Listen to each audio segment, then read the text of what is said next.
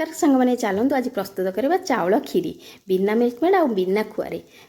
प्रथम एमती गोटे पात्रटे नहीं जावा जोटा कि चक्कीटा टी मोटालिया थी आउ किसी चीनी पकईदबा। चीनी पकईकी ताकू एमती कारामेल करवा।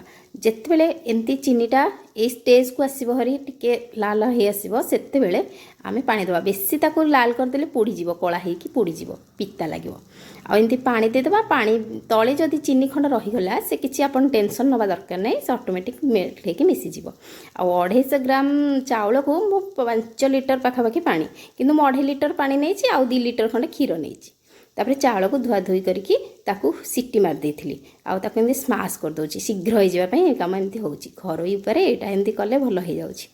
तापर से क्षीर को आमे फुटे की रखिथिली 2 लिटर क्षीर ताकू टिके नख उषुमरे 350 ग्राम अमूल मु पकेली। कारण क्षीर थिला 350 ग्राम जदि 250 चाउल रे आपण बिना क्षीर करेंगे ताले 5 ग्राम अमूल लगे। आप अधिक भी अमूल चाहिए पकई पारे जिते पकेबे सेते टेस्ट लगे। आ ध्यान रखिए जमती अमूलटा बिंडी न हो। बेसी टिके गरम क्षीर जदि अमूल फेंटी देबे ताले बिंडी हो जाए। नख उषुम क्षीर रे पकेबे तापर से मिश्रण को लेकिन से पानी रे पकई देबे। वर्तमान देखंतु मोर 4.5 लिटर पानी हो गला। एई स्टेज रे 250 चाउल रे एतिकी पानी आ क्षीर मिसिकी जदि एतिकी हो जाउची तार परफेक्ट होउची। मु करिची आ देखिछि। तापर से क्षीर को घांटिबे आउ से चाउल को जो रखिथिबे सिझेकी ताकू पकेकी एमती कंटिन्यूअसली घांटिबे नले तल चक्की लग जाव। खीरी पाखरु किछि समय भी घुंचीबेनी।